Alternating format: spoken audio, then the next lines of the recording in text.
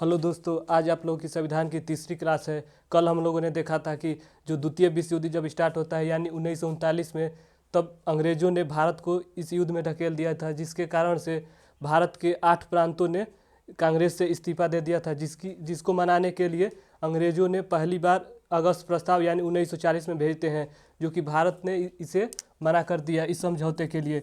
फिर 1942 में Cripps mission भेजा जाता है, जो कि इसको भी मना कर देते हैं। फिर 1945 में लॉर्ड वेवेल योजना भेजते हैं, जो कि ये भी इसमें तीन बात कही गई थी। पहली बात, जो 1942 के दौरान भारत छोड़ो आंदोलन के दौरान जो जितने लोग गिरफ्तार किए गए थे उनको छोड़ने की बात की गई थी। और दूसरी बात, इसमें जो वायसराय की परिषद होगी सभी भारतीय होंगे। और तीसरी बात इसमें कही गई थी कि जितने हिंदू होंगे उतने मुसलमान भी होंगे। और इतना हम लोगों ने कल देख लिया था। आज हम लोगों को इसके आगे पढ़ना है। यानी 1945 में जब इंग्लैंड में चुनाव होता है तो इसके पहले यहाँ पर चर्चिल की सरकार थी। और फिर यहाँ पर जब चुनाव होता है तो इटली की सरकार बनती है। इटली की ये थोड़ा उदारवादी व्यक्ति थे। इसकी उदारवादी का पता ऐसे लगाया जा सकता है, यानी कि 14 मार्च 1945 को इंग्लैंड की संसद में जब इसने भाषण देते हुए इन्होंने कहा था कि भारत को पूर्ण अधिकार है, स्वतंत्रता की मांग इनको पूरी तरह से करनी चाहिए। और लगभग इसने 10 दिन बाद यानी 24 मार्च 1946 को 24 मार्च 1946 को ये 46 है। 24 मार्च 1946 को कैबिनेट मिशन को भेजते हैं। कैबिनेट मिशन, जो कि इसमें 3 लोगों को भेजते हैं। पहला जो थे AB अलेक्जेंडर थे, और दूसरा पैथिक लॉरेंस, और तीसरे व्यक्ति थे क्रिप्स। यही क्रिप्स जो 1942 में आया था, ये दूसरी बार आया है। तो जो पैथिक लॉरेंस थे ये भारत के सचिव हुआ करते थे उस समय। भारत के ये सचिव थे। इसमें सबसे प्रमुख था पैथिक लॉरेंस ही था। तो ये आया पैथिक लॉरेंस, जो कैबिनेट मिशन आया, इसने मुस्लिम लीग को और कांग्रेस को दोनों को बैठा दिया। एक तरफ कांग्रेस को बैठाया और दूसरी तरफ मुस्लिम लीग को बैठाया। दोनों तो बैठा दिया। और इनकी तो मांग थी संविधान सभा बनाने की। और इसमें जो एक प्रमुख था मुस्लिम जिन्ना था, इसको बुलाया और पूछा कि तुम्हारी क्या प्रॉब्लम है। तो इसने बोला कि मुझे पाकिस्तान देश चाहिए। तो इसने बोला कि तुम क्यों पाकिस्तान देश की मांग कर रहे हो। तो इसने बोला कि भारत में मुस्लिमों को जो सुविधा मिलना चाहिए वो मिल नहीं रहा है। तो इसने कहा कि ठीक है, जब तुम्हारी ये प्रॉब्लम है कि तुम मुस्लिम से प्यार करते हो इतना, तो तुम्हारी बात सुनी जाएगी।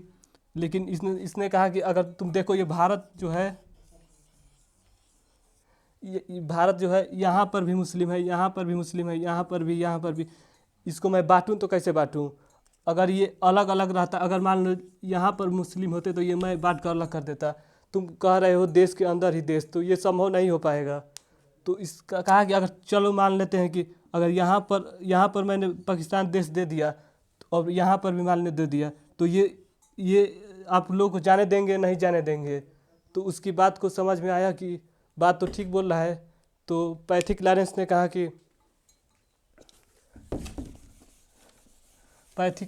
कहा कि मैं चुनाव के लिए 389 सीट लेकर आया हूँ। अगर तुम कहते हो कि मुस्लिम लोग हमसे प्यार करते हैं तो तुम 200 प्लस तुम सीट जीत जाओगे। जब तुम 200 प्लस सीट जीत जाओगे तो संविधान जब बनेगा तो तुम जितना मन करे उतना उसमें प्रस्ताव अपने मन से डाल देना, क्योंकि तुम्हारी बहुमत होगी। तो उसने कहा कि ठीक है, उसको बात समझ में आया। कहा कि ये तो ठीक बात बोल रहा है। तो इसने पाकिस्तान शब्द की मांग छोड़ दी। और इस 389 जो सीट था, 389 सीट था, उसको फर्दर दो भागों में बांट दिया।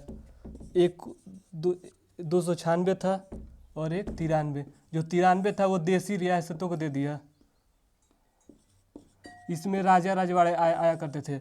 और जो 296 था इसमें ब्रिटिश प्रांत यानी कि जिस पर चुनाव होना था, इस पर चुनाव होना था, तो 296 पर चुनाव होना था और ये देसी रजवाड़ों को दे दिया। इसमें से लोग मनोनीत इसमें करना था। इसमें राजे रजवाड़ों को बोला गया कि अगर आप आ सकते हैं तो ठीक है, नहीं तो आप किसी को भी भेज दीजिएगा 93 सीट में से। और 296 पर चुनाव होना था। जो कि चुनाव होना था इसमें मुस्लिम लीग को, मुस्लिम को और सिख को पृथक पृथक चुनाव, पृथक निर्वाचन दिया गया था। पृथक मतलब कि जैसे अगर मुस्लिम बहुलक क्षेत्र है तो मुस्लिम ही चुनाव लड़ेंगे, अगर सिख बहुलक क्षेत्र है तो सिख ही चुनाव लड़ेंगे। और एक अन्य था, यानी कि मान लीजिए मुस्लिम पृथक क्षेत्र मतलब अगर 100 लोग यहाँ पर है ना, तो यहाँ में से अगर 51 मुस्लिम है तो यहाँ से मुस्लिम ही चुनाव लड़ेगा। यहाँ पर सिख अगर मान लीजिए 100 है तो अगर सिख यहाँ पर अगर 51 है तो यहाँ पर सिख ही चुनाव लड़ेगा। और अन्य में जो कांग्रेस के अन्य थे वो भी आए थे इसमें।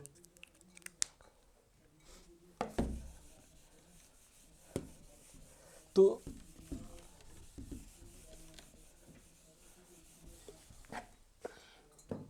और चुनाव जो होना था अप्रत्यक्ष रूप से होना था, जो चुनाव होना था अप्रत्यक्ष रूप से होना था। और चुनाव दो प्रकार का होता है, एक प्रत्यक्ष होता है जो डायरेक्ट वोट देते हैं वो उसको प्रत्यक्ष बोला जाता है, और एक अप्रत्यक्ष चुनाव होता है जैसे कि राष्ट्रपति का चुनाव, उपराष्ट्रपति का चुनाव और राज्यसभा का चुनाव, इसको ही अप्रत्यक्ष चुनाव कहते हैं। तो वोट जो था अप्रत्यक्ष रूप से चुनाव हो गया था और रिजल्ट आने की बस देरी थी।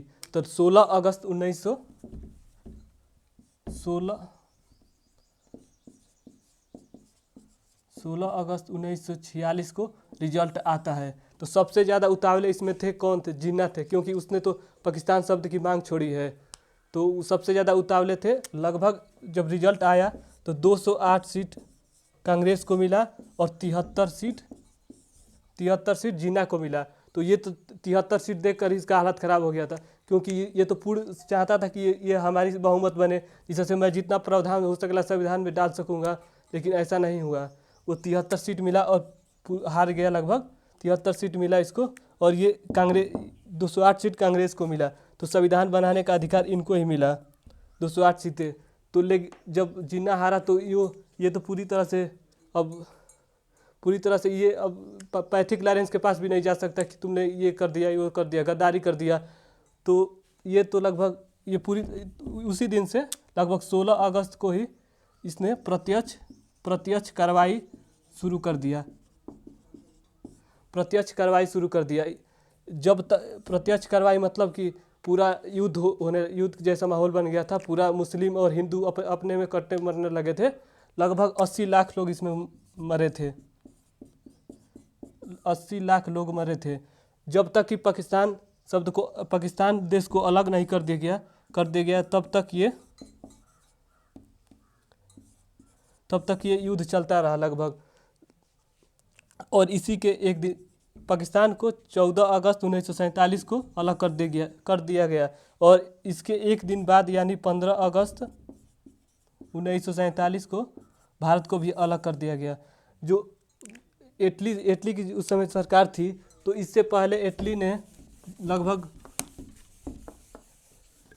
जब इटली की सरकार थी तो इसके पहले लगभग 20 फरवरी 1946 को इसने भाषण देते हुए कहा था कि भारत को लगभग 30 जून 1948 को हम आज़ाद कर देंगे।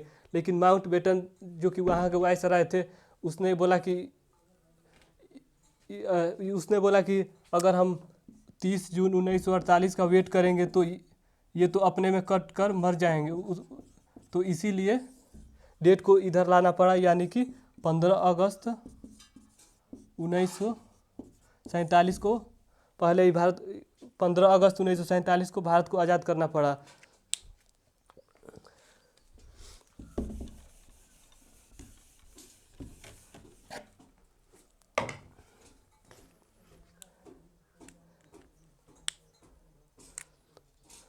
और जो कांग्रेस चुनाव जीता था तो उसको तो पूरा अधिकार है संविधान बनाने का। तो लगभग नवंबर 1946 को इसने संविधान सभा का गठन करता है और 9 दिसंबर 1946 को संविधान सभा की पहली बैठक होती है जिसमें सच्चिदानंद सिन्हा को अस्थायी सदस्य बनाते हैं, अस्थायी। और इसके 2 दिन बाद यानी कि 11 दिसंबर 1946 को संविधान सभा की दूसरी बैठक होती है जिसमें डॉक्टर राजेंद्र प्रसाद को अस्थायी सदस्य बनाते हैं। और इसके लगभग 2 दिन बाद यानी 13 दिसंबर 1946 को पंडित जवाहरलाल नेहरू एक उद्देश्य प्रस्ताव लेकर आते हैं जो कि आगे चलकर लगभग 22 जनवरी 1947 को यही प्रस्तावना का आधार बनता है। यही जो पंडित जवाहरलाल